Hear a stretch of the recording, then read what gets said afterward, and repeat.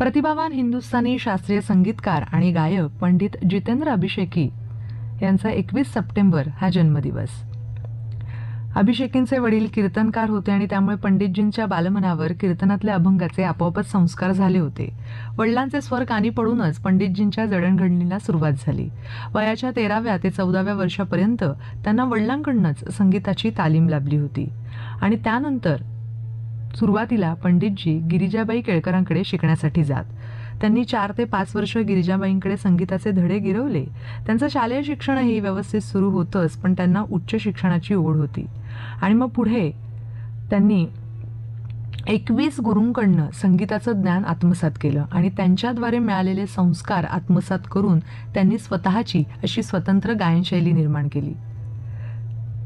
संस्कृतचे पदवीधर झालेल्या पंडितजींचे वाचन सुद्धा अफाट होते आणि मग त्यानंतर वेगवेगळी कामं गाण्याच्या किंवा संगीताच्या क्षेत्रात त्यांनी करायला सुरुवात केली। अभिषेकींनी मराठी रंगभूमीसाठी दिलेलं योगदान मोलाचं आहेच। 1964 साली आलेल्या वसंत कानेटकर लिखित आणि गोवा हिंदू असोसिएशन निर्मित संगीत मत्स्यगंधा या नाटकातल्या पदांना अभिषेकींनी संगीत दिलं होतं। त्यानंतर त्यांनी तब्बल 17 नाटकांना संगीत दिलं। या सगळ्या म्हणजे गोवा कला अकादमीच्या जडणघडणीमध्ये त्यांचा अगदी सिंहाचा वाटा आहे। त्यांच्या संगीत दिग्दर्शनाचा मुख्य गाभा हा प्रयोगशीलतेवर आधारित होता आणि म्हणूनच त्यांच्या या दिग्दर्शनातले प्रयोग प्रेक्षकांना आणि संगीत रसिकांना खूप आवडले।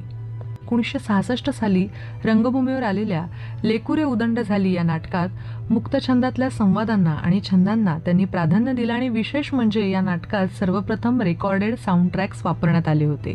संगीत दिग्दर्शनात त्यांचा हातखंडा होताच, पण आवाज सुद्धा गोड होता, त्यामुळे दुसऱ्यांच्या संगीत दिग्दर्शनात सुद्धा ते गायले। एवढंच नाही तर वैशाख वणवा या चित्रपटात दत्ता डावजेकर यांनी संगीतबद्ध केलेलं गोमू माहेरला जाते हो नाखवा हे गीत सुद्धा त्यांनी म्हटलं। त्यानंतर त्यांनी पुण्यात सवाई गंधर्व महोत्सवात गायन केलं। 1995 साली 76व्या नाट्य संमेलनाचं त्यांनी अध्यक्षपद सुद्धा भूषवलं। संगीत कलेची लाभलेली भेट त्यांनी स्वतःपुरती मर्यादित न ठेवता आपल्या शिष्यांना सुद्धा मुक्त हस्तानं बहाल केली। त्यांच्या सांगीतिक कार्यामुळे अजरामर झालेले पंडित जितेंद्र अभिषेकी यांच्या कार्याला आणि त्यांना मानाचा मुजरा।